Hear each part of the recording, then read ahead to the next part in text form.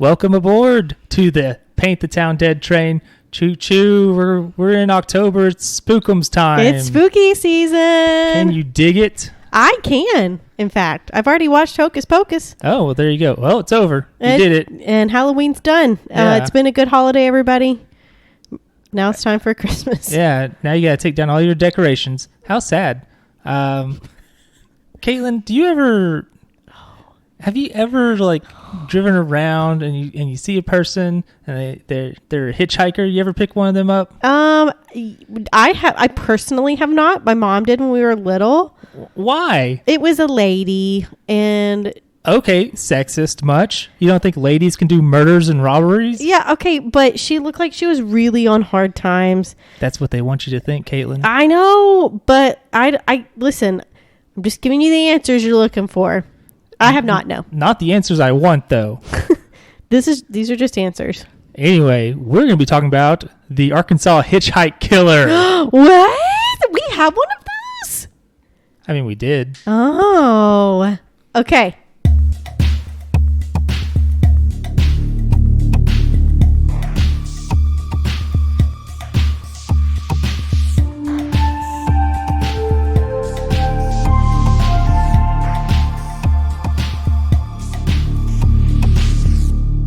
So our story is going to begin in a place called Happy Valley, Arkansas. Are you familiar with it? I know of a road called Happy Valley. It might be in the same area because this is a ways back. Where is it at? It's in Faulkner County. Then yes, I know exactly where it's at. Oh my gosh. Yes. All right.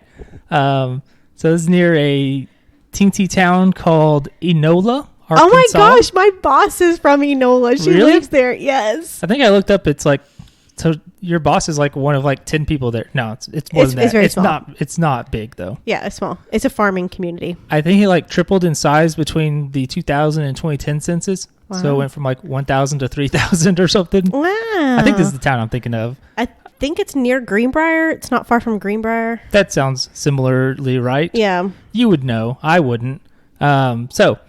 We are going to a time known as September 14th, 1913. 13. Wow, we went way back there. Oh, yeah. This is when one Eva Lorena Ingram married a Samuel Jerome Hall. Samuel was a preacher at a local Baptist church. They had 10 children, because that's what you did back then. That is what you did back then. You had to have farmhands. You needed all the help, and half of them would die before adulthood anyway, so. Yeah, that's true. There's 5 girls and 5 boys. Oh, perfect. Perfect split. Yeah. The fourth of their children is going to be our subject for the day. His name is James Waybern Hall, and he was born January 28th of 1921, better known by his nickname of Red. Ooh, why is he called Red? He had red hair. Oh, well, that makes sense. Nicknames are not creative. Do you know Red from Shawshank Redemption? Yeah, what about him? He didn't have red hair. Oh, well, neither did Red Foreman from that 70s show. Nope. But, you know, what are you going to do? What are you going to do? Who knows why they had those names? Also, that may have just been his given name. I don't know. Okay. Nicknames are rarely creative. Like, they're just like, I see this about you. It's like on Community when he's like, how'd you know my nickname was T-Bone? It's like, because your name begins with a T and you played football. It's like, oh, okay. Yeah. Oh. So he liked, you know, hanging out with his cousins, playing at the grandparents' home in the same area. Mm-hmm. Since you're familiar with Happy Valley, I don't know what it looks like, but I imagine it looks like that area that's like halfway between Little Rock and Conway, where you get to the stretch, you know, like in a valley essentially on the interstate, and it's just like a bunch of hills to the left and right of you and stuff, kind of like that. No. There's no hills. If it's where I'm thinking of, there are some hills. Yes. If it's where I'm thinking of, then yes. I mean, it's called. It has valley in the name. There better be like some hills around it. Yeah. Maybe a valley. Maybe it's happy. Okay. Yeah, it's a happy valley. Is that so? Yeah. So, you know how these like idyllic families of yore, mm-hmm. and it's like, oh, they're so nice. They're never nice. They always have problems, just like real life. Always. Like, you know, people are like, I just wish things would be like back in the old days. It's like, they're bad in the old days too. Things were bad. It's all bad all the time. Yep. All day, every day. Mm-hmm. 24/7, 365, 366, whatever. Whatever year it is. 2000, years, 10,000, however long, as long as civilization and humanity has been around, there have been problems. Of course. It was never what... Didn't Adam and Eve's son kill their other son? Yes. That's literally like the first thing that happens. Well, the first thing that happens is they sin. They do it. They commit sin. And that's like the first thing. She eats an apple. Actually, probably a tomato. It doesn't even say it's what kind of fruit it is. It's just the forbidden fruit. I bet it's a tomato because people used to think that tomatoes were evil.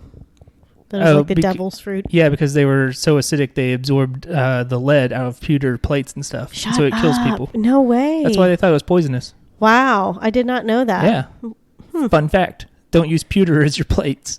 Okay. We've learned. Done. So yeah, things are not always great because Samuel, the father of the group here, despite being a preacher, not very nice. He liked he's a bit violent, It's not nice. No, it's very not nice. It's not a thing you should do to people. Don't use violence. It's bad. Yeah. Unless they're Nazis. Anyway, his mother Eva, she was the product of 2 cousins. Her parents were cousins. First cousins? Oh. Arkansas, baby. That's bad. Yeah. Don't do that. And it seems like she was like the only one. She had like several siblings. She was the only one that was like normal. I wonder why. Like they all had mental issues of sorts. You think? You have to expand that genetic pool a little bit, people. That's right. Whenever yeah, that's why interracial, it's good. I just random thing. Okay. Spread it out. Spread the love. Okay. All right. Don't keep it all in the family. I dig it. You don't want to do that in this situation. But yeah, her siblings all had mental problems. Like one of them was described as only having conversations with himself. And then one was considered a moron back when that was a proper psychological term. It's not anymore. As a health professional, it's not. I forget the grading, but it is like moron, idiot, imbecile. Those are all on the grade of IQ. Yeah, those were like official terms. Wow. Way back when. And it wasn't offensive. Nope. And then it's kind of like the R word and how people, teenagers would just call each other that. And they're like, let's come up with a different word. Yep. And then, yeah, it just keeps changing.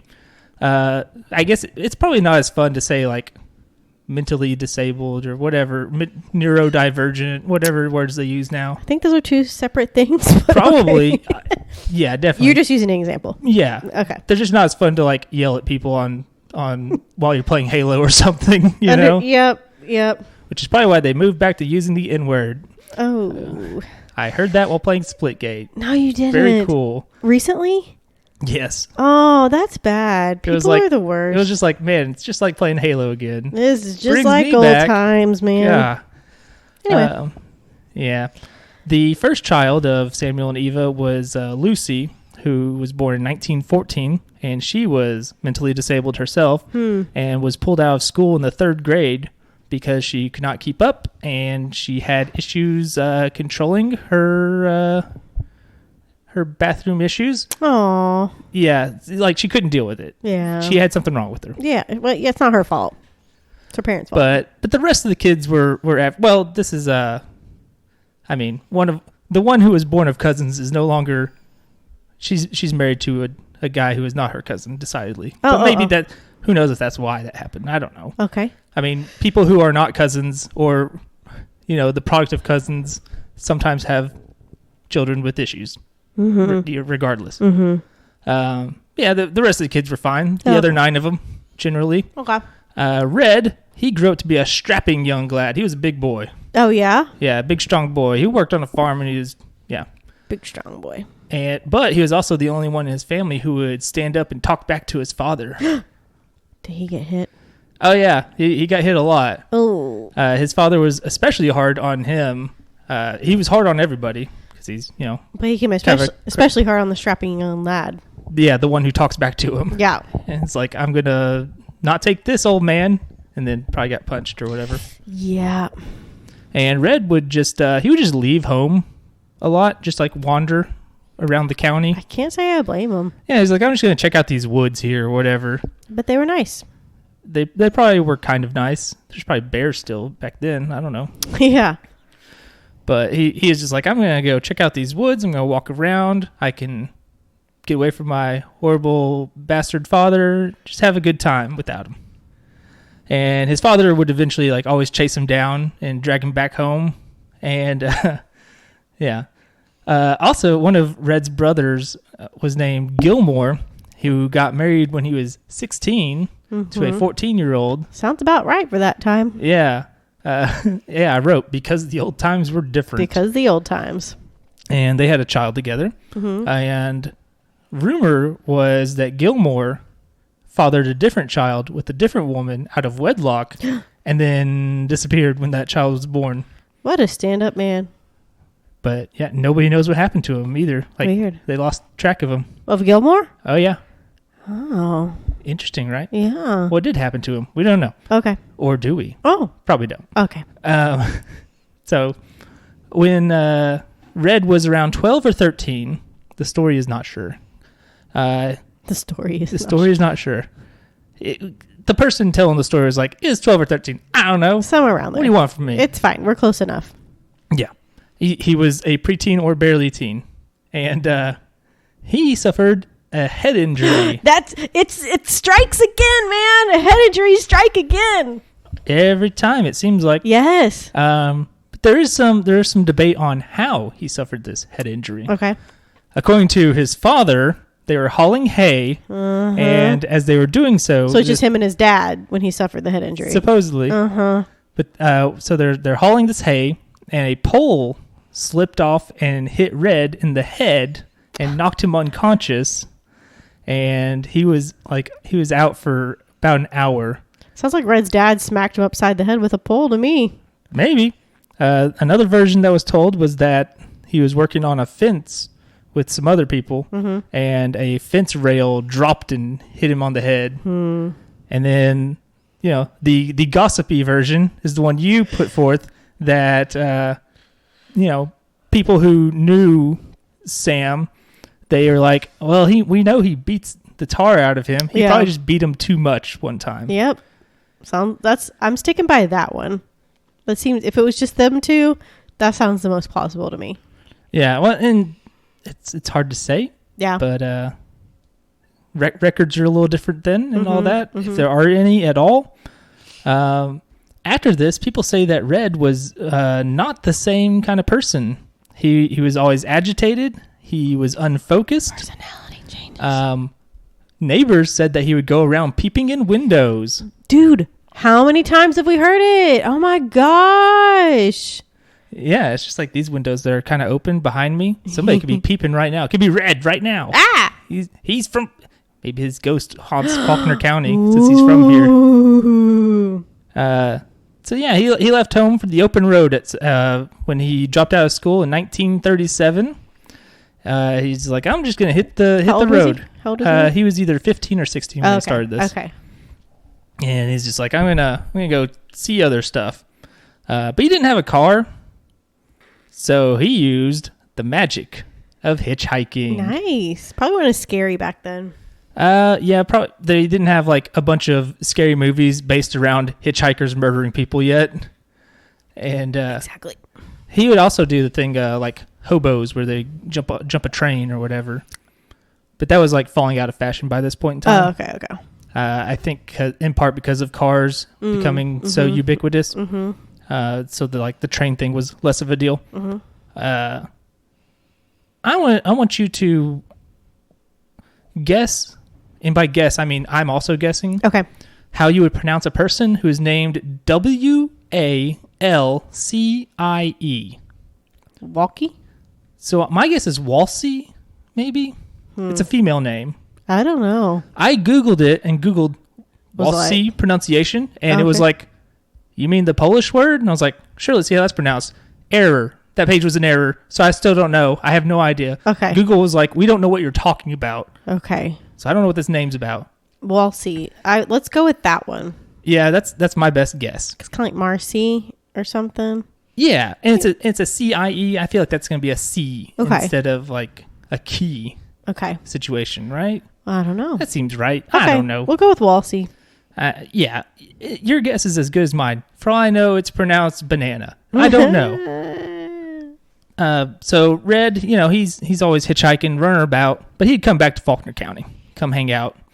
And he wasn't the church going type, despite having a minister father. But he sees a young lady going into church one day, and he's like, I like the way she looks. Maybe church is okay. I think Let's check it out. like church. Yeah, it's like every time. It's the only reason why people go to church. Sometimes it feels like it. People would always tell me that too. It's like, you should just go to church more and you'll meet a lady. It's like, oh, good. I want to meet the skanks. No, I'm just kidding. You'll find them there too. All are welcome. That's right. It's like, I saw you at the club last night. Anyway. I like you, girl. Anyway, it reminds you of what? It's like I think it's a Boondocks bit where they're like, party all Saturday, go to church for forgiveness or whatever. Yeah. It's like, yeah, sure. Yeah, sounds about right. So yeah, he goes in there to check out this lady, introduces himself. He's like, I'm Red, and I like hitchhiking and going places. Mm-hmm. And her name was Walsey McKay. Her family lived in a house right next door to the church. Oh. And, they live in the middle of nowhere. Are they in Enola or Happy Valley? I don't know. Okay. I think because like Happy Valley, as I understood it in this, was like not really a real town. It was like a community. Unincorporated community. Mm-hmm. And when I tried to look up Happy Valley, Arkansas, it was like, nothing. Do you mean this church here that's like way far away? I'm like, no, probably not. No. But yeah, so she lived in the middle of nowhere, essentially at this time. There's no internet. There's no television. They probably didn't even have radio. So hearing some dude's like, I've been going places. Don't ask me how or what I do with there. But yeah, so she's like, that's cool. That's a cool thing. So they started courting. Courting? Yeah, you know how you do. And even during this time, Red he would run off every once in a while and just do his hitchhiking thing. And he ended up places like other states. Like that's how far off he'd go. Wow. Like he's like, yeah, I'm in flipping Topeka, Kansas now. What are you gonna do about it? All right. That's a place he went to Kansas a lot. It sounds like. Okay. He's like, I'm gonna go here, and he'd get like temporary work on a farm or something because that's just a thing you did back then. Just like, I'm looking for work, sir. Like, all right, come and pull up these weeds or something. I don't know. Clean this grocery store. We'll give you 50 cents. But yeah. July 16th of 1939, Red and Walsey, which again, hopefully we're saying this name right, but also Google did not give me any results, so none of you know either. You tried. This isn't like Tony Alamo where we definitively said it wrong. We definitively said that wrong, for sure. Yeah, so they get married. Okay. In 1939. They start renting a property in Enola. Mm-hmm. Walsey's mother moves in with them because I assume her husband maybe passed or something. I don't know. Okay. But she moved in with them to help keep house while Red is out farming. Gotta do farm stuff. Yep. It's Arkansas. Gotta be the man. It's Arkansas, and it's not Little Rock in the 1930s. Mm-hmm. There is nothing else. Only farming. In 1940, Red, he leaves the house, and he's like, hey, I'll be back soon. 2 weeks later, he's still not back. Something's not right. He just left. And then about that time later, so it was like a fortnight, the same schedule on which we record podcasts, which your friend said is too long. So imagine a person just leaving and being gone for that long, and how much of too long that is, especially when it is the man in a time making when the money. He's the one farming and making the money. Like what, a little stressful. Yeah. So Walsey receives a postcard from him from Galveston, Texas. How did he freaking get there? Hitchhiking. But why? That's what he does. I don't know. Okay. That's what he's about. Weird. So he left in November. He returns Christmas Day. What a true gentleman. He brought some gifts. He's like, check out this fine fabric. And she's like, no, candy. Where did you go? Galveston. She got the postcard, Caitlin. What do you want? Didn't you know there was a postcard? I told you where I was. It's very, yeah, there's a part in here, I'll probably mention it again, but where she's like, you left. And he's like, you abandoned me. He's like, no, I came back. No, I'm here. See? Check it out. I'm back. Huh. Yeah. Something's not right with this relationship. Something's not right with this dude. Yeah, something's not right with as this well. dude. Yeah, that's weird. In the following summer of 1941, he leaves again without warning. Just like, I'm out. Walsey had to rely on help from Red's father and one of his brothers to like do the farming stuff. This is the summer. That's jerk. That's peak farming time. And 10 days after he left, she receives another postcard. And it was another month before he returned home. And yeah, this is the part where she's like, you deserted me. He's like, nah, I didn't. I'm back. See? Clearly, I did not desert you. See, I'm here. I told you where I was. I told you where I was. I sent a postcard. What more could you want? Why are you being so needy? And then he hits her because this is the 19 whatevers. Wow, spoilers, Caitlin. He did hit her. Did he really? Maybe not in that exact spot, but he, in Christmas of that same year, 1941, Walsey was getting ready to give birth to their first child. But unfortunately, the child did not survive the birth. It was a breech child. Ooh, that's bad news. Yeah, did not work out, unfortunately, for them. In the spring, Red leaves again. But this time, he's like, hey, I'm going to Louisiana. He was like, I'm going somewhere. And I'm leaving you for months at a time. Good luck. I'm telling you where I'm going. And she's like, why? He says, nah, don't worry about it. He never gave a reason. What? This guy, man. Isn't that weird, though? It's like... But it's like the 1930s. Wait, are they in the 40s yet? We're just in the 40s, yeah. It's like, what are you going to do? You're not going to divorce him. Like... It's tough to do back then. Yeah. Like, it could be done, but it's a lot of work. Yeah. But I think most of the time people didn't even get divorced. They just, like, left. They went their separate ways. Yeah. Divorce was just go. Just leave. Just go. Yeah. And it was like...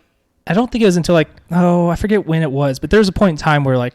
the laws changed to where it became a lot easier to get divorced, which is why like every 80s movie has divorced parents in it suddenly, because like those people grew up like experiencing that as writers or whatever. So yeah, he's off to Louisiana, probably. He came back about a month and a half later though. What are they? I'm so confused by these. He's up to no good. I can tell you that right now. He's doing something. Yeah. He's out there being a hobo or a tramp. So I got this. Why would you choose that over being at home with your lovely wife? Maybe it's the head injury. Yeah. So like the vast majority of this is coming from a book called The Arkansas Hitchhike Killer. James Waybern read Hall. It is written by Janie Nesbitt Jones. Hey, she writes the articles for AY Magazine that we use a lot. That's right. And we'll talk about it a little bit later after we finish this up. But I have words to say about this. Okay. Good words, not... That sounded like I was like... I have words. The way I said that was almost like when people are like, we need to talk. Yeah. It's like, oh no. Okay. Oh, we need to talk. Anyway, I gotta go to Louisiana. Yeah, Don't worry about it. I'm going to be gone for a month and a half. I'll be back. So they moved to England, Arkansas. Okay. Yeah. I was really like, wait. Okay. There's a Paris and an England, and they're both in Arkansas. That's right. We also have a Dallas and a Nashville. Yes, we do. That's correct. What are you going to do? We have a Stuttgart. Not a Stuttgart, but a Stuttgart. Is there a Stuttgart in Germany? Yes. I didn't know that. I'm sure that's what ours is named after. That's a really good assumption. Yeah, everything's named after something. True. They became sharecroppers, which if you want to learn more about that, it's a bad time. It's how they got black people a lot of times. These people aren't black, but coming out of like poor the people, South and slavery. Yeah. Poor people in general could get wrapped into this, but it was especially used by like plantation owners who still wanted to wield power over people. Yes. Cool guys. So eventually Red got sick of that. He's like, this is garbage. This work sucks, which he's not wrong. He had words with the owner, and suddenly he was no longer a sharecropper, and they moved to Little Rock, the one true city of Arkansas. What'd they do there? There's not much farming there. Oh, guess what they didn't do? Farming. They weren't farmers anymore. Oh, okay. Yeah, get out of that. All right. He began working for a taxi company. Okay. And Walsey worked for a bakery. Oh, what bakery? I don't remember. Want to see if it was in Little Rock. Okay. I can look it up in the book next time. That's fine. But yeah, she worked for a cookie company that was in North Little Rock. Ah. And then a bakery in regular Little Rock. Cool. So, May 11th, 1943, they welcome a baby boy. They finally have a child. All right. And Walsey's like, all right, this is gonna settle Red down. He's gonna be cool now. He's gonna just stick around, take care of this child. And of course, no, that's never how it goes.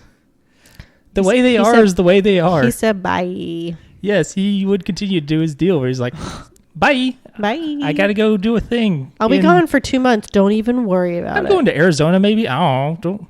Don't even worry about it. Don't ask why. Don't worry about it. I'm going there to mine water. I don't know. Okay. And Walsey was like, okay, you know what? I'm going to go. I'm leaving you. And he was like, go with him or like no, leave? she's like, I'm leaving you. Oh, yeah. This time. Okay, yeah. We ain't a thing. Okay, good for her. And it was, the strange thing is that it was Red who was actually the one who asked for the divorce, the official divorce, which eventually went through. He blamed the mother-in-law who lived with him. He was like, she's bothering me or something. I don't know. Shut up. After the divorce, Red he kept up with the child support payments, which was $10 a month. Wow. And he stayed in one spot for a little too long though, because the Navy came in and was like, guess what? We got a war going on. You ever heard of it? It's called World War II. And they drafted him. Yeah, he got conscripted into World War II to be in the Navy. After 6 weeks, though, he was discharged for being unable to follow orders. Wow. The term they used is he was discharged for indifference. Well, they're not wrong. I bet he did it on purpose. Maybe. It reminds me of my grandpa when he got out of the Army. The discharge paper says actively did not try to re-enlist. It was like, yeah, he hated the Army. Yeah, he didn't like it. It was no good. He was not a fan. He did his time and got out. In March of 1944, Red's going to get married again. This time to a woman named Fayreen Clemens. We'll just call her Faye because that's what the book does. Okay. And that's easier to say for me. That it is. She was 19 when they got married. How old was he? 1944. He was born in whenever he was born. So, good. Math. Good. Cool. She was kind of like a bit of an independent person, though. She's an independent lady. You'd think this would be like, I don't need no man. I'm a strong woman, but she had a man, so I don't know. She was originally from Lonoke area, the county. I think she was near the town as well. That's what I wrote. Yeah, and she moved to Little Rock when she was 17. She lived with her half brother and his wife, Muriel. And then at some point she moved to St. Louis for a bit to work at as a restaurant diner lady. Just for shiggles. I guess so. And then she moved back to Little Rock in December of 1943. And that's about when she met Red and they got married in 44. So, as you'd imagine with a person who is a weirdo and does weird things, the marriage is difficult because he's a weirdo and he just runs off. But Faye was like, I also want to do that. That sounds fun. Let's with you? Do that. Yeah. Come with? And usually she did not go with him, but she went with him at least once, and they went all the way to Oregon. That's a long way. Yeah, that seems like a long way to just drive, let alone hitchhiking and such. That's literally on the other side of the country. They made a video game about this and going on the trail and how you would die from diarrheaing to death. So, I mean, that seems tough. It's probably easier then than it was on Oregon Trail, the video game. But probably, yeah. But, Faye made sure to send her parents postcards, be like, this is where I'm at. Oh, good. It's a neat thing that I'm doing here for whatever reason. Mm-hmm. And her parents actually didn't even meet Red until after they got married. And they liked him at first. They're like, he's pretty charming. He's kind and probably kind of weird. But then Faye would show up to the house covered in bruises. Mm-hmm. Get out of there, girl. Get out. And Red, he did that thing like a lot of abusers seem to do, where they're always like weirdly jealous, Mm-hmm. They're like, what are you looking at that man for? And it's like, control. It's control, man. He's a waiter at this restaurant. You asked me for my drink order. What do you want from me? That's what I feel like a lot of those people are like. But yeah, he would accuse Faye of being into these other men, despite everybody saying no.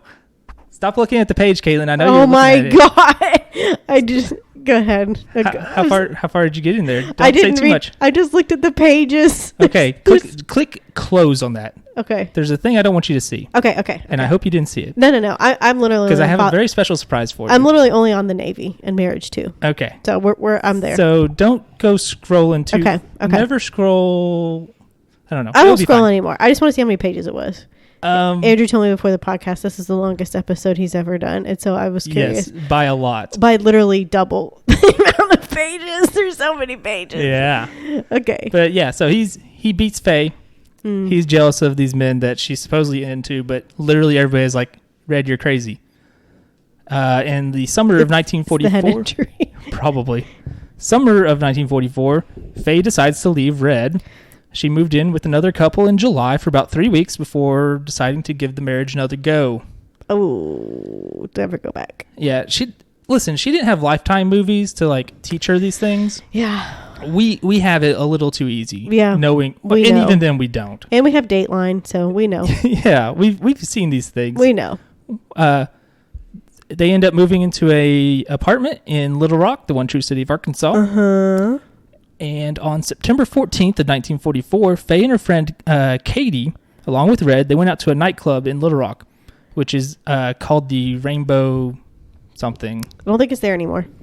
I looked at this because it mentioned it was a 4-story car tire shop, and it was like it's on 3rd and Broadway. I was like, I think there's a garage in that area. And I looked at it on Google because it's been a while since I've been there. Mm-hmm. I was like, that's the place I was thinking of. Wow. And I think it might be remnants of that old place. It's not 4 stories, but there is the garage element to it on Broadway and 3rd. Like car garage, like working garage, like where you work on a car? Yeah. And so I think there used to be another building attached to it, and that's what this club was that went up 4 stories. Because there is a picture in this book. How cool. So I was like, I think that's the same. I think that's a remnant of that old building. Cool, man. But it was like a happening nightclub on the top floor, apparently. Cool.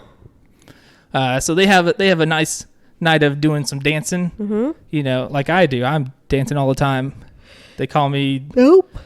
Yeah, they call me Andy Dandy Dancer. That's what they call me. As they're getting ready to leave, a little after midnight, Faye and Red start arguing with each other because that's what you do. That's what great couples do. Mm-hmm. They argue with each other in public, and it's never a sign of other bad things, I'm sure. Nope. Faye wanted to take the elevator because her feet hurt, and I bet.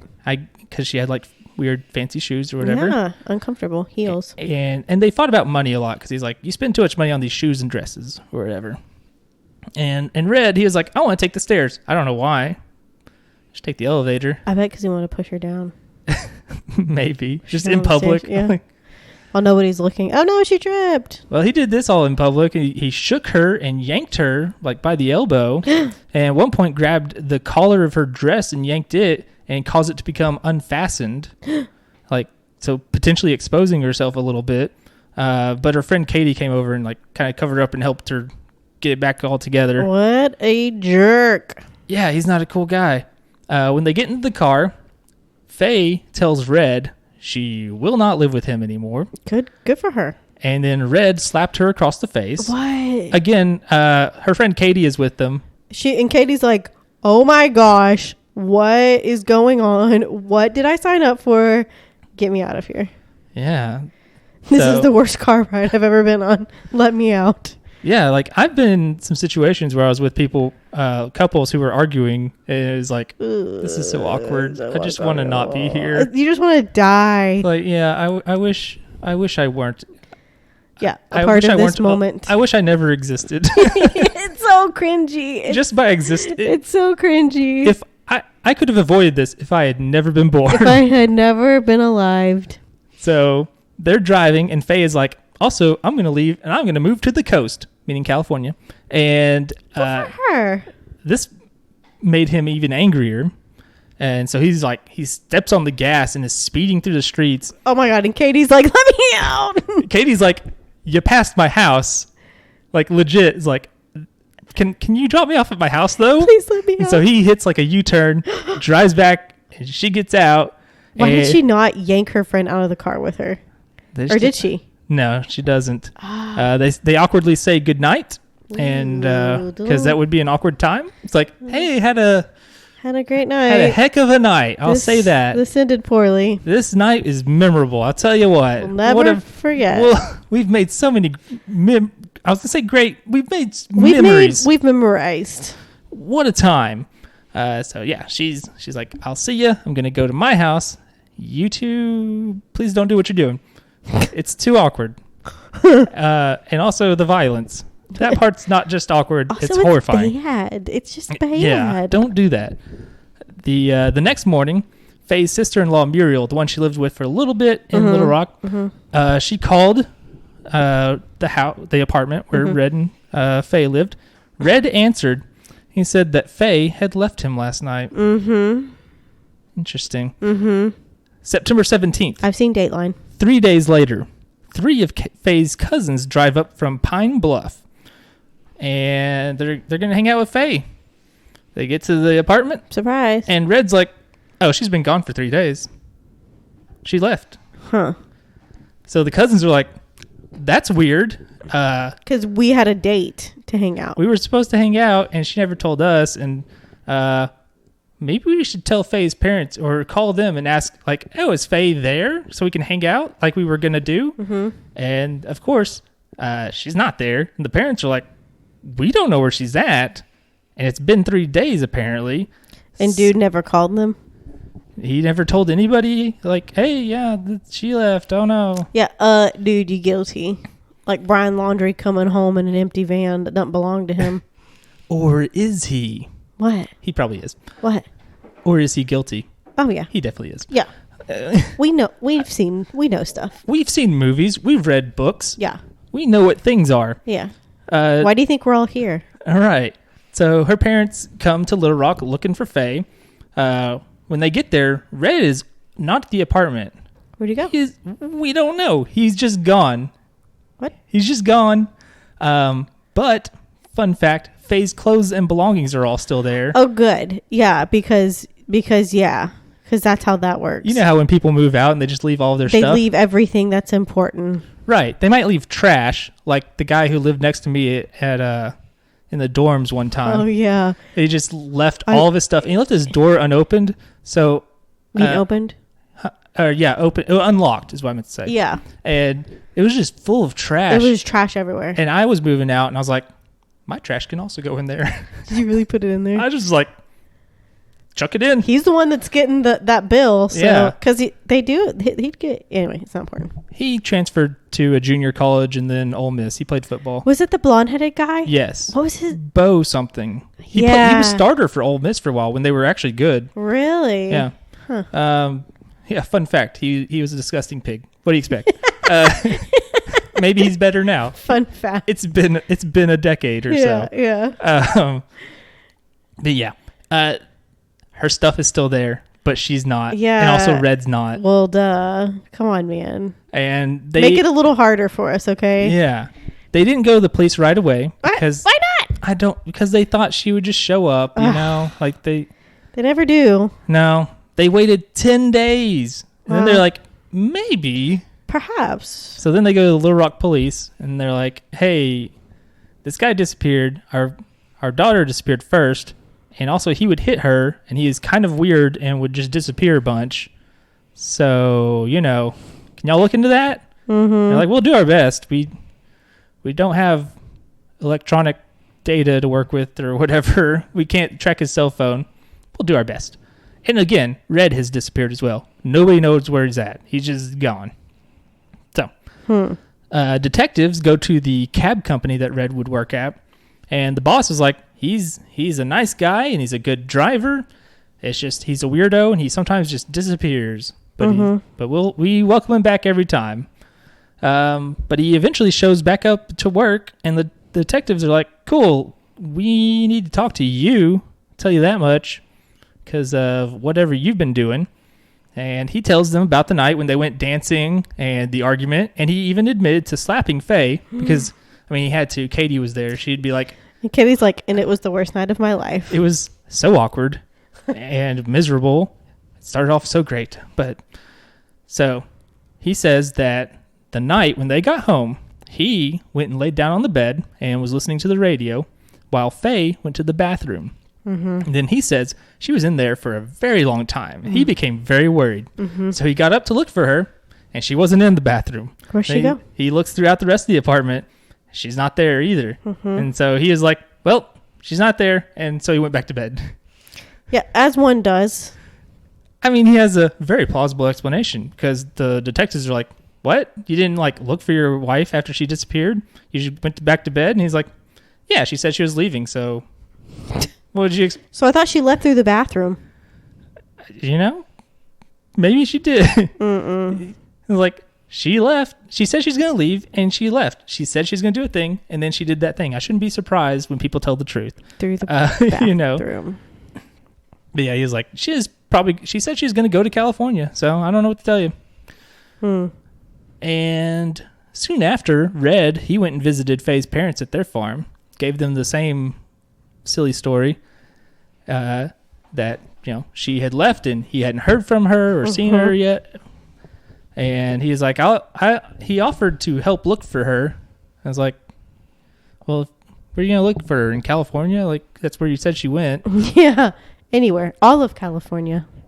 Yeah, that's a small place. It's not gigantic. It's not like the 8th largest economy in the world or whatever. Start with Disneyland. Yes, that thing that definitely exists at this point. Did Disneyland might have. When was the 40s?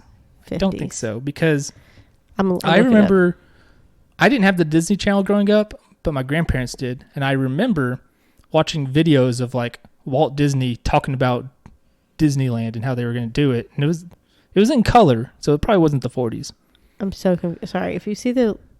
Go ahead. Sorry. Yeah. So anyway, Faye's mother's like, I'm not going to hang out with you at all because I didn't care for you to begin with. And you probably made my daughter disappear, and you might make me disappear as well. Good. Like, Good. She would watch Dateline. I don't feel safe around you, and I don't care for you either. Okay, you were right. Disneyland. Which was first, I believe. Yes, Disneyland was first. Opened in 1955. Yeah, suck it. So she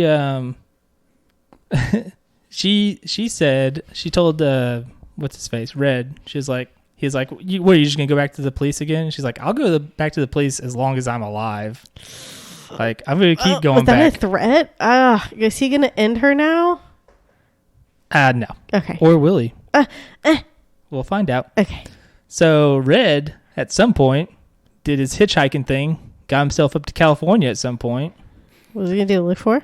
I mean, that's probably what he probably told people. It's like, I'm gonna go look for my wife. That's my wife. But what's weird is he returned to Little Rock, and he was driving a maroon Chevy, which he did not have previously. Where'd he get that? And it had a Texas license plate. What? Where did he get this? And it had Bibles in the back seat. And he said he was selling them for a company based in Dallas. What? Right?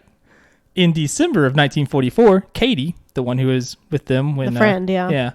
Yeah. She received a Christmas card from Faye. It was postmarked Bakersfield, California.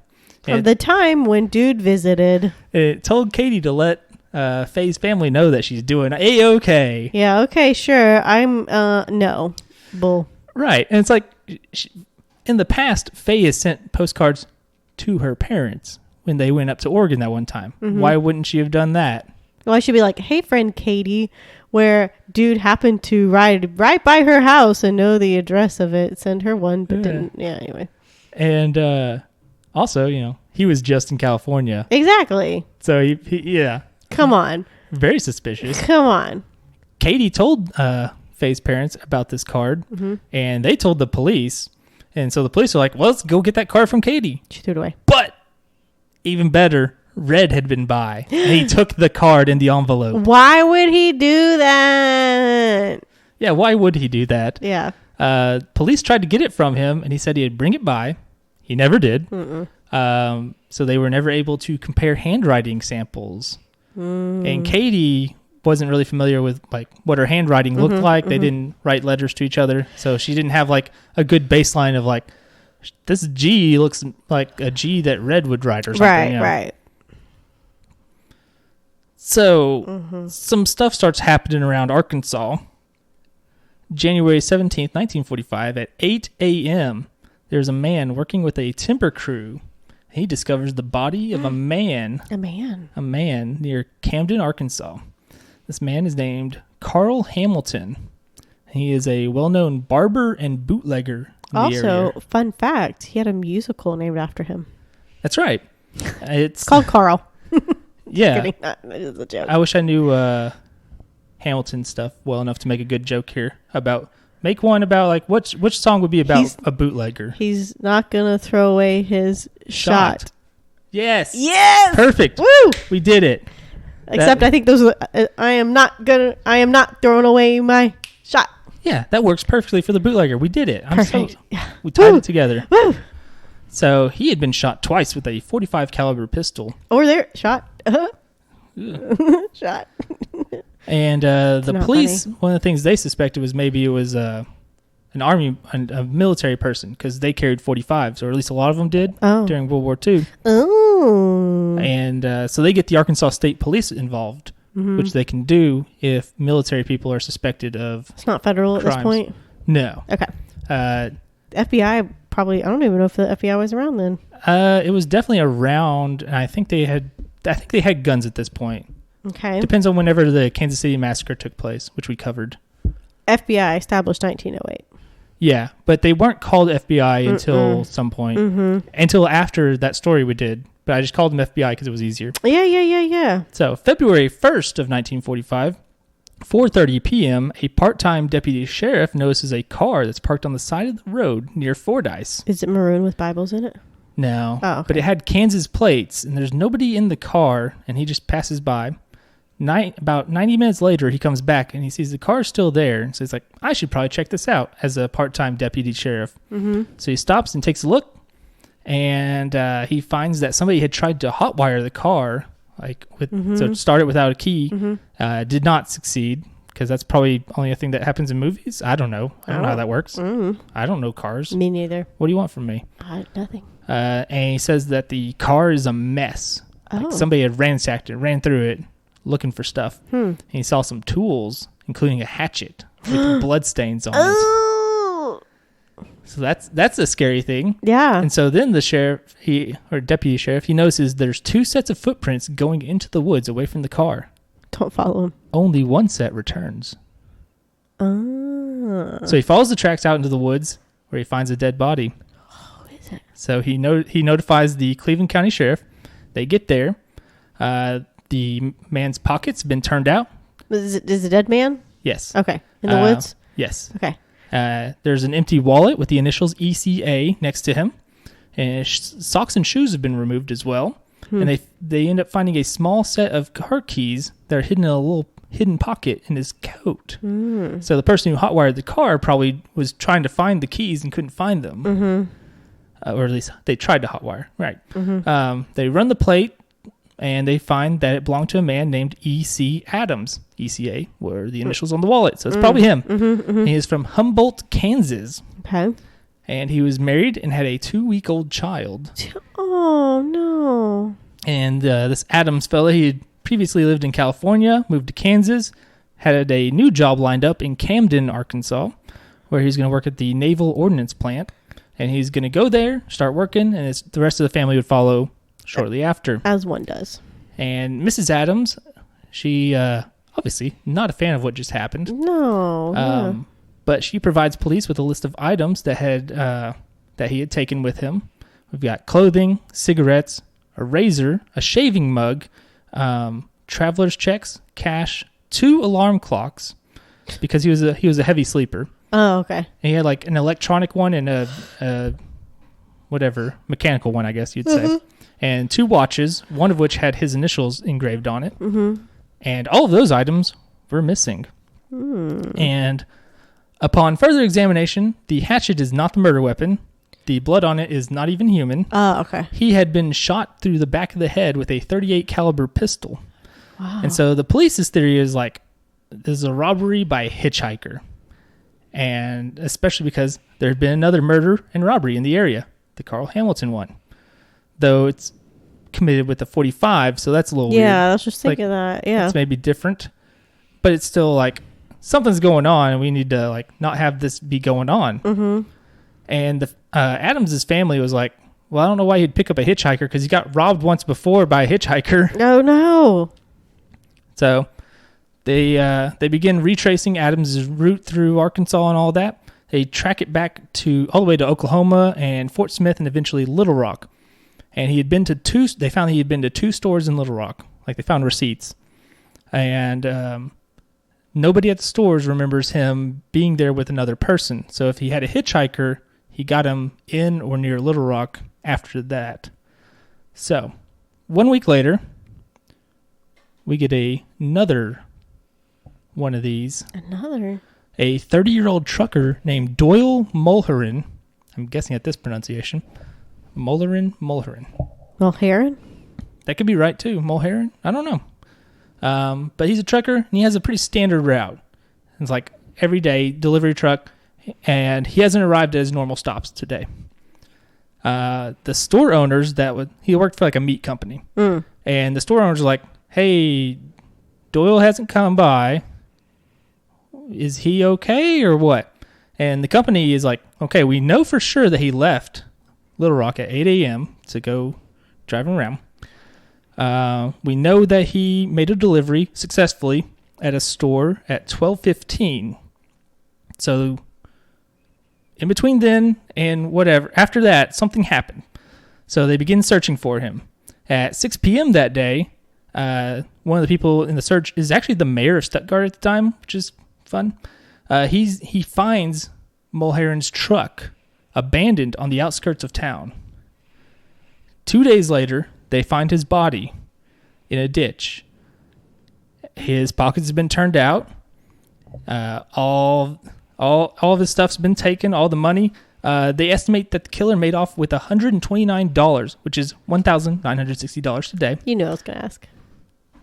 Because of all the dues or for doing these deliveries, they pay him. He gives it to the company, whatever. Gotcha. So he stole, whoever stole from the company. Essentially. Yeah. Okay. Or, yeah. He had been shot in the back of the head with a 38, just 38. Like the last one. Okay.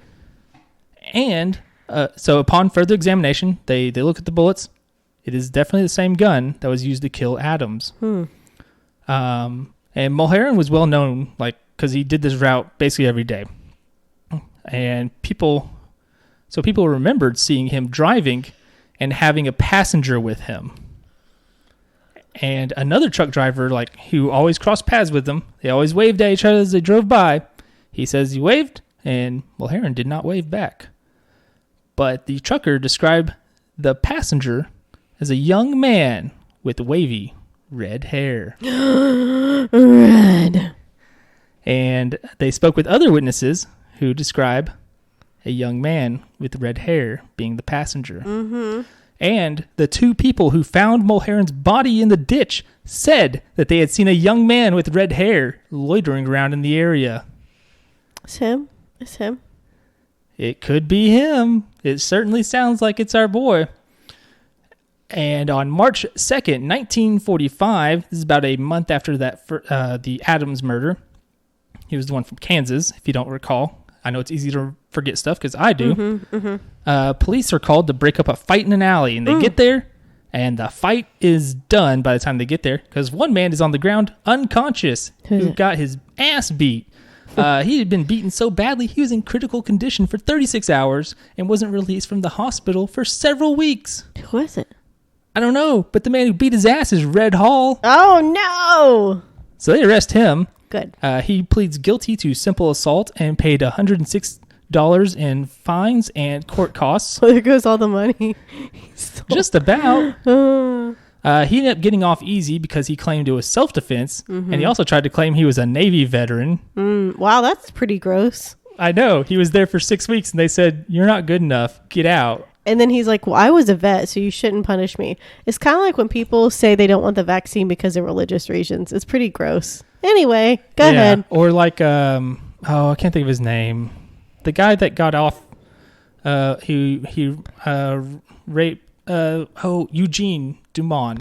Is he a football player? Wayne Eugene Dumont or Eugene Wayne Dumont? Anyway, he is the one that Huckabee let out and did rapes and murders after the fact. one of the things they would say to defend him is like, he was in the military and he is a vet. It's like, yeah, I don't care. Yeah, exactly. That shouldn't matter. You can still be a bad person and be a veteran.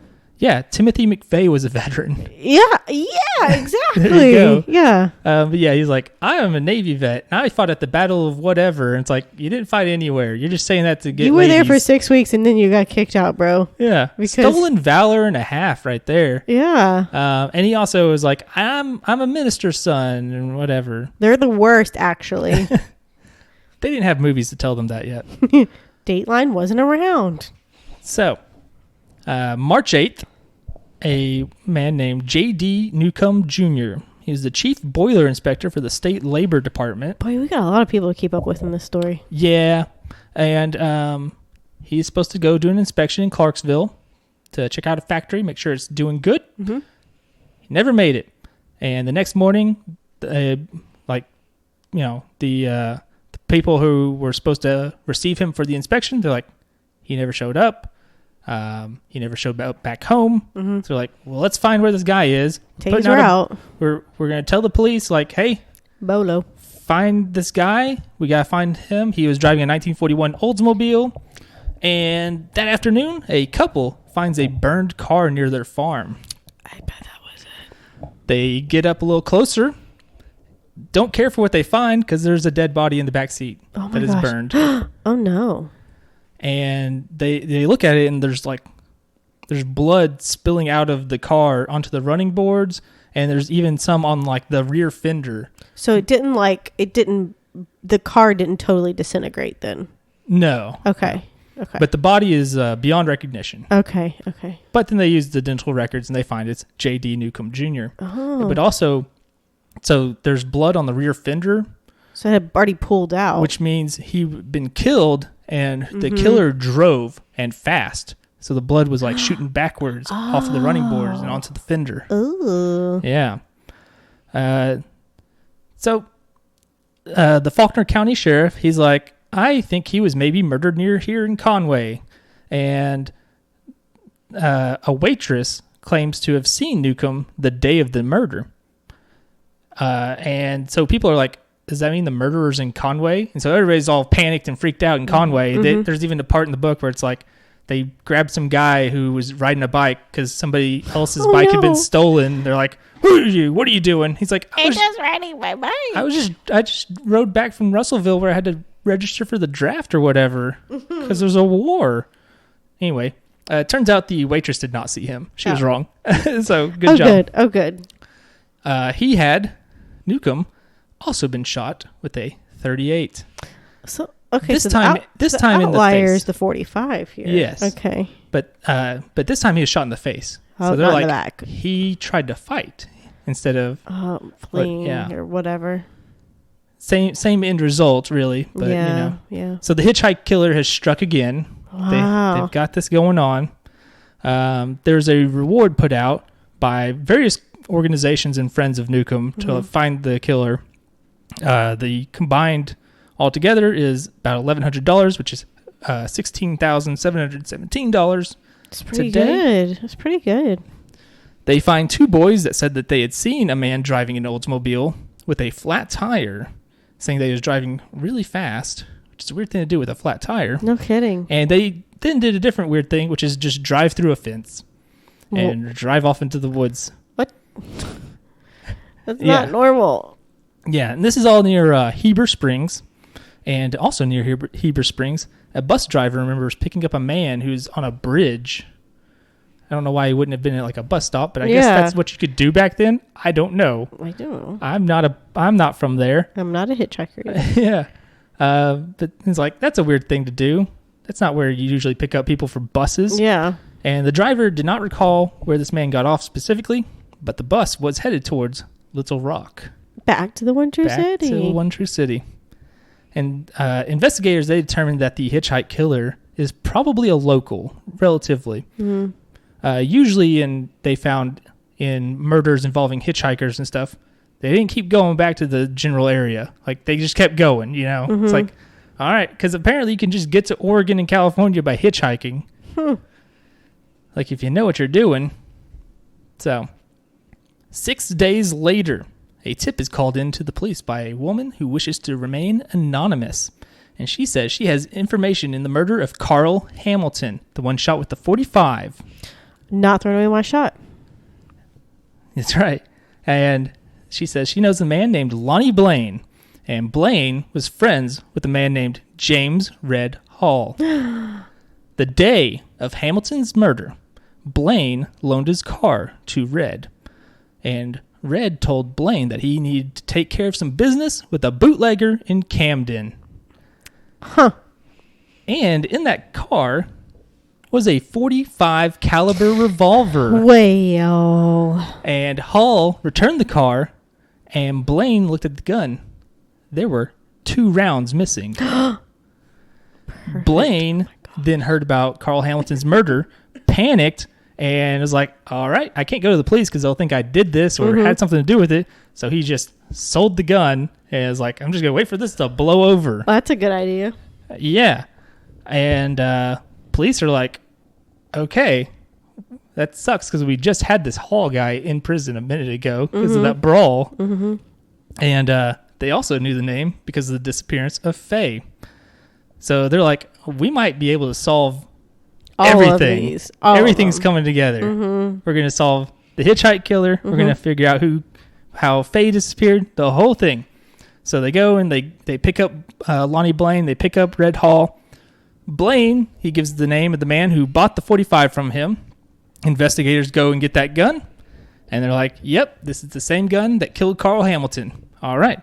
And Hall, he is like, yeah, you can search me, whatever. They find a parcel receipt from Camden showing that a package had been sent to a woman in Little Rock named Corrine Franklin. So eventually that's going to come back in a minute. Don't worry. And they go to where Red had been living. He was renting a room from a woman named Fanny Rose. And it was like an elderly lady. And she's like, yeah, he was a good tenant. He was clean and nice. He didn't drink or smoke. He paid his rent on time.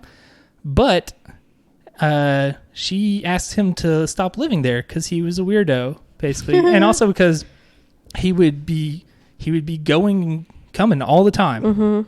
And so she's like, he's probably like he's one of them gamblers or something on the sly. And he told her that he had been selling hogs and cattle. But then she overheard him tell somebody on the phone that he wasn't allowed to do that anymore. And so it was like, but he's still going out and about. So it's like, what's he doing for real? So she's like, you should probably find a different place to live. She was smart. And yeah, so they go and search his room. They find a .32 caliber pistol, which is not anything, but they find a coat, which is similar to the one that Newcomb had been wearing when he had left. And then inside the coat, they find a watch with the initials JDN, which was missing from J.D. Newcomb. Oh my gosh. They also found a box of .38 caliber bullets. Just the bullets, though. They then go to this Corrine Franklin lady, and they ask about the package that she had been sent. And in it is a razor, shaving mug, and razor blades. All belonging to the dude. That's right. And she'd also been sent an alarm clock. Just one? Just one of the alarm clocks, which Red sold to her for $5. Wow. And they go back and search his room again because they're like, we maybe missed something. And they did miss something. What? A .38 pistol. That's a big thing to miss. It is a big thing. It was hidden pretty well, apparently. Oh, okay. Question, are you still scrolling on there? No. Good. Don't. Okay. I need you to not. Okay. So they search Hall's room again. They find that pistol. The gun matches the bullets used to kill Adams, Mulheron, and Newcomb. All 3 of them. And they move Red from a city jail to a state jail. They interrogate him. They're like, you did it, didn't you? And he's like, I didn't do nothing. They continue to grill him and stuff. And, he's thinking he's a big shot. He's like, they got nothing. Except, they got the coat. They got the watch. They got the gun. They got the bullets. They got all that. They found the stuff that he sent to Corrine Franklin. And then they're like, hey, guess what we have, though? It's this .38 pistol. Yeah. He's like, Yeah, you got me. Well, dang You got it. me. Dang it. He's like, yeah, you know what? I did it. I killed all of them, and I killed Faye. And I'll tell you all about it. In 2 weeks. Kaylin, this is a 2-parter. Shut your mouth. We've got more to talk about next week. Shut up. No way. That's right. It's a 2-parter? This is a 2-parter. Let me tell you something, Kaylin. It kind of had to be, huh? Yes. The longest I've ever written was about 8.5 pages, technically. So it went to like 9. Yeah. We covered a legit 10 today. Yeah. You have another 8 to go. And they're not done. Oh my gosh. I haven't finished that part. Dude. So, in 2 weeks, next episode, we will cover Red's side of the story. We will get more details on all of these murders and exactly how they happened. And maybe more stuff. Oh. Plus his trial and everything else around that. Dang, Andrew. For the first time This ever. This is your first 2-parter, isn't it? This is our first 2-parter. No, I thought we'd done one. Nope. We've done a couple where we did 2 things in Oh, one that's episode. what, okay, yeah. I think we called it a 2-parter too, but whatever, it's fine. We called it, one of them I know we called a double feature. Double feature, okay, yeah. But yeah, so we will cover the rest Dude. in a fortnight. I was wondering how we were going to cover 18 pages. I was like, you better talk faster, bro. The answer is we're not. But that's the big surprise I had for you. And also the big surprise, you don't have to do any work. Yeah. I got next episode. You look at that. Did you You're read welcome. a book for this? I did. It's called Janie Jones? Yes, this Okay. is The Arkansas Hitchhike Killer, James Waybern Red Hall by Janie Nesbitt Jones. You mentioned AY Mag. So this has been on the list since close to the beginning. Uh-huh. But I haven't done it because there's not a lot of information, or at least there wasn't. Mm-hmm. And then I saw at some point when I was looking through stuff, and it was like, there's a book coming out in March. I'm like, thank God. Mm-hmm. And so I was doing more research on this, and I was like, oh, there's an AY Mag article? I didn't know that. Oh. Click on it, and it was like, it's an excerpt for the book. I'm like, oh, okay, whatever. Dang it. The book I'm already reading. Yeah. That's not helpful.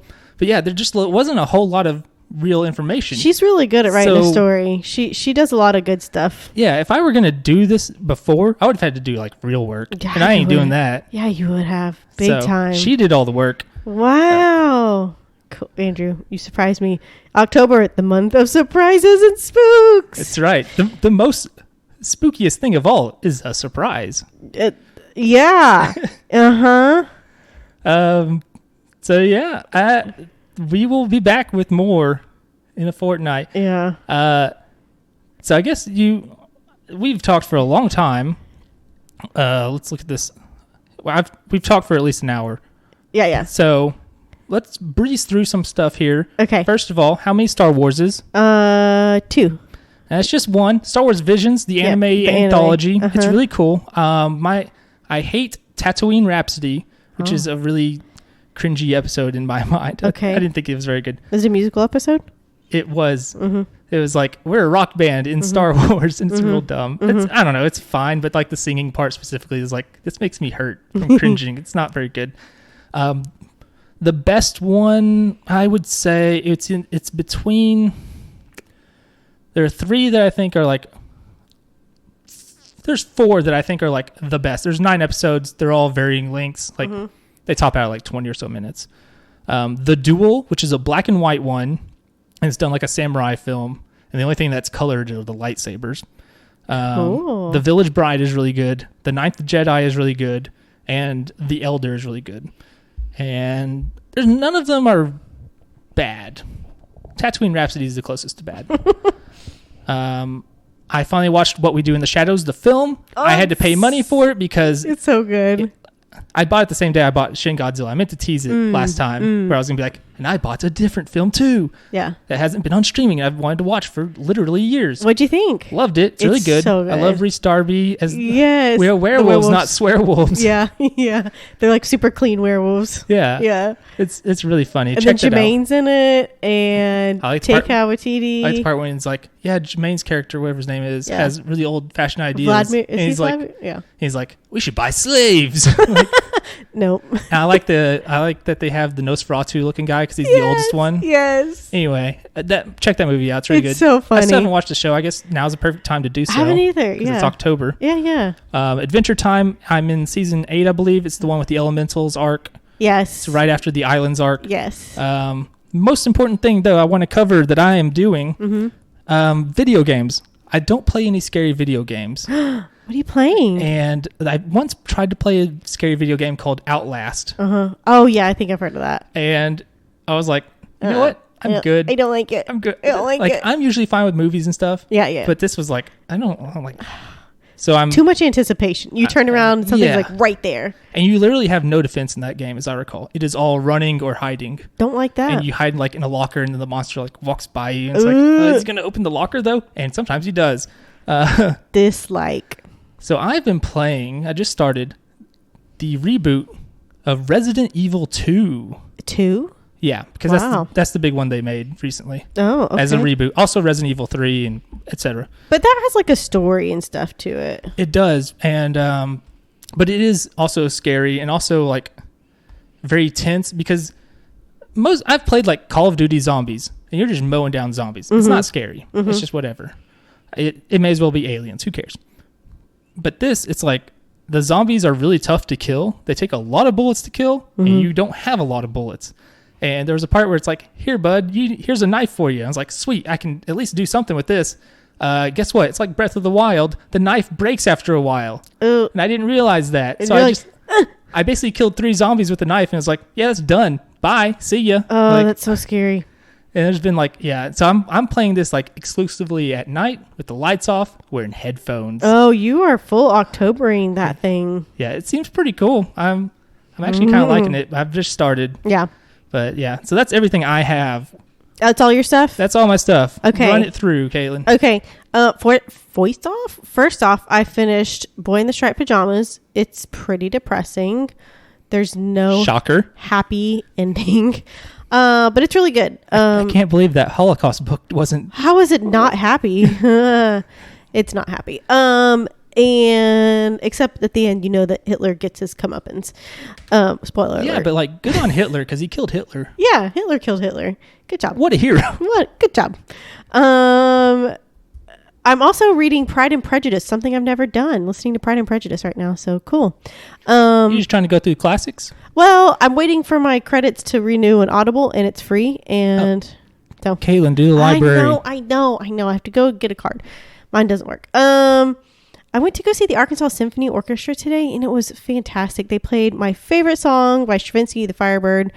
I was going to guess Baby Got Back, but that's fine. No, it was The Firebird, and it was so wonderful. It was beautiful.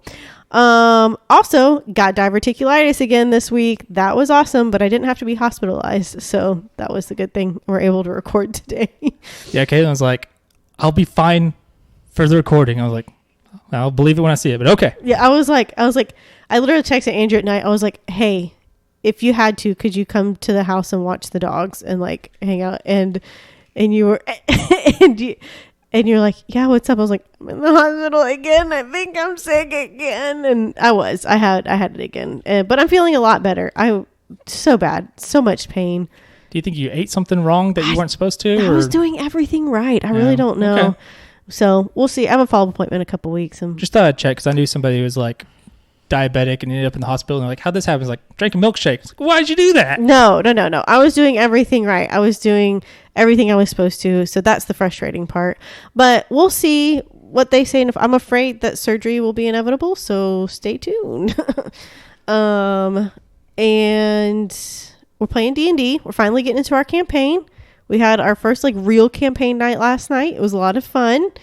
We battled some monsters. It was fun. We won. We all lived. That was the good thing. And nobody decided to like try and jump off a building like Tom Hanks in that Dungeons and Dragons movie. I don't even know what that is. So there was a TV movie back when people during Satanic Panic and like everybody was scared of Dungeons and Dragons because like they're doing real spells and summoning real demons and it's not just a bunch of nerds writing math or whatever. It's like there's this Tom Hanks TV movie where he like almost commits suicide because of Dungeons and Dragons because he thinks he can fly or something. It's really weird. You need to find the clip. It's hilarious. I just want to assure everybody, I know I cannot fly. So far, the demons haven't told you that yet. Well, there's no demons. Okay. So I'm actually a druid. But what about the dragons? Are there dungeons? We haven't gotten to one yet. No. Okay. No dragons either. So anyway, we fought some big rats. We started pretty low. It's like in Skyrim. That sounds like that sounds like an RPG. Yeah. I wonder where those video game designers got their ideas from. Yeah. I was like, I played Skyrim. I know what's up. I know how to do this. Sneak Archer. Duh. I'm pretty sure Dragonborn is a thing in Dungeons and Dragons too. Dragonborn is a thing. Yes, it is. And I was so close to doing it, but I decided not to because their stuff isn't as cool as other like classes and stuff. Anyway, also I watched Midnight Mass. I have heard this is good. It was pretty good. It took a turn that I was like, wasn't expecting. And then when it happened, I was like, come on. But I think you'll know what I'm talking about when you see it. But I kind of suspected it. I assume it's spooky. It sounds like it with the name like that. Not honestly. I think Haunting of Hill House was spookier. That was barely spooky. Yeah. I didn't think this was terribly spooky. Like, I didn't think Midnight Mass was terribly spooky. I know it has something to do with Muslims or something. There is a Muslim character. There's actually 2 Muslim characters in it. There's a video game guy I follow who is Muslim, and he was talking about how like shockingly accurate the portrayal was. Yeah, very much. And how there was like little things they did that was like, I mean, I don't know what was happening in the show, and he doesn't provide much context. It's a tweet. He doesn't want to spoil it, but he talked about how like the Muslim character is at some place getting food or something, and if you pay attention, there's no food on his plate because it's all like all the food is not food he can have or something. And he was like that. He was like, I relate to that. I've been there. Yeah. Yep. Yes. Yes. I thought it was very accurate, and they touched on some topics that Mike. I think his name is Mike Flanagan, the director. He also did Haunting of Hill House. He did Haunting of Bly Manor. This is Midnight Mass. It's kind of like the third in it, sort of, but there's no ghosts. It's not a ghost thing. Just telling you, there's no ghosts. It takes a different spin. But his wife that plays Theodora in the one with the gloves in the first season. Okay, that's what I thought. That's his wife in real life. So she's been in all 3 of those, Haunting of Hill House, Bly Manor, and Midnight Mass, and she was in it. Some other recurring characters that we see in those show are in this as well. Are they the same character? No, it's all different. It's almost like anthology where they play different characters, but it's the same actors. Okay, I got you. Totally different story. But it was pretty good. It was pretty good. Haunting of Hill House still #1, man. I mean, that's such a good show. That was such a good one. They really hit home with that one. So, but Midnight Mass, I do recommend it. I will say, I do recommend you watching it. So, I might do that. It's on Netflix. It's on Netflix. Do you have anything else? Probably not. Okay. Do you have any suggestions for things to watch or things you plan to watch that are spookies? Spooky. Yeah, well, spooky. I watched Hocus Pocus. That's always a good one to start with. Yeah. I'll be watching Nightmare Before Christmas. Always have to. Are you a Halloween Town person? No. I feel like Halloween Town and Hocus Pocus are like 2 factions that always want to fight each other on the internet. Oh, I don't want to fight. I don't care. I have no dog in this fight. But I do. I've never seen Halloween Town. Not really my jam, I don't think.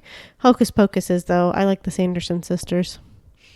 Okay. But actual spooky stuff, I mean, if you haven't, Haunting of Hill House. Okay. And Bly Manor was okay. Obviously, Hereditary, as we talked about last year. Check that out. Dude. I might watch it again. You know what we should do? We should watch Malignant. Have you seen that? I've seen everything about it. What do you think? I haven't watched it, but everything I've seen about it makes it seem real Goofy. weird and hilarious. Yeah. Oh, okay. Well, maybe not. I saw somebody compare it to, they said it's the new Wish Upon, which makes me want to watch it. No. Oh, that's so bad. That makes me want to watch it for reals, though. Of course it does. Speaking of which, I'm going to watch Wish Upon at some point because it's hilarious. It's so bad. I think I'm going to rewatch The Witch again. If that's still available, yeah, because I really liked it. Maybe I should watch that from start to finish. Yeah, maybe you should actually watch it for real instead of your pretend way you watched it. I just didn't think it was that spooky. Yeah, you watched it like you watched one part that you half remembered and then watched the other part like 6 months later or something. Yeah, it was something like that. You're like, I probably saw that part. Keep going. What's going on? I don't understand. It's fine. I'll catch up. It's fine. Context clues, people. Context clues. Pretty sure you didn't, but I got it. But Midnight Mass, yeah, that one's the most recent spooky one. I don't know. John's not really a spooky fan. He did watch Haunting of Hill House with me, though. I did make him watch that, and it's such a good show. Such a good show. I might rewatch Kirlian Frequency again. What's that? It's I mentioned it last year. It's an anthology animated series, and it's really short. Like, I think each episode is maybe like 10 episodes or 10 minutes, and it's like 6 episodes. Mm-hmm. So you can just like blast through that in an instant. Mm-hmm. I don't know what else to watch off the top of my head, but I'll look into it. Okay. I think that's all I got. It was a long episode. Play that Resident Evil 2. Yeah. Cool. Trying to unlock a locker so I can get another knife, because that would be very helpful. You do need some weapons. That would be good. Yeah. So anyway, pretty excited about that. Cool. That's it. That's all I got. That's it. All right. So I'm going to do the outro because that's spooky. I don't normally do it. Thank you, one and all, for listening. Mm-hmm. If you listened, thank you. If you didn't, how are you hearing this? Yeah. How'd you hear it? What is that? Mm-hmm. Are you magic? Let us know. That's also spooky. Oh, if you have any spooky stories, you have to let us know. Yeah, send them to us either we're on Twitter at PTTDpod. You can send them there. DM. We'll open up the DMs maybe. I don't know how that works. They're open. Yeah, I never use DMs on Twitter. They're open. People come to me in public. We've got a Facebook. You can just search Paint the Town Dead. Mm-hmm. We've got an Instagram, Paint the Town Dead, all one word. We're on TikTok. Is that PTTD Pod? Mm-hmm. We haven't posted nothing. There's nothing on it. Email pttdpod@gmail.com if that's maybe where you would rather send your spookums to. Mm-hmm. Just any ghost stories or creepy things. Maybe you picked up a hitchhiker and it turns out they were a murderer all along. Yeah, tell us your hitchhiker stories. Do you have any? Tell us. Or tell us you were the hitchhiker and did you anything were happen murdered. to you? You know who was a hitchhiker? Brian Laundrie. Oh, there you go. We gotta catch that MFer. Don't trust the hitchhikers. They're bad. Don't. Some places literally have laws against hitchhiking. Literally. So do that. We are available basically everywhere. Mm-hmm. Only we're even on YouTube. Mm-hmm. It's just sound. Some people like to have that though. Mm-hmm. The entire back catalog is not on YouTube. I need to fix that at some point. We'll get there. But this episode will be on YouTube. Yeah. Maybe you're listening to it on YouTube. I don't know. I'm not there. I'm not you. I'm not you in the future either. Okay. I can't see any of that. Uh-huh. But so I think that's everything. Is that everything we say? That's everything we say. That's everything we say. Okay. And here to remind you, don't pick up hitchhikers again. Get your vaccine. Don't join a cult. Get a vaccine, because otherwise you will live the worst horror story of dying. Literally have an uncle right now dying. And he says, I want to live, but I mean, we'll see. Good luck to him. Yeah, I mean, not really an uncle, but we're not really.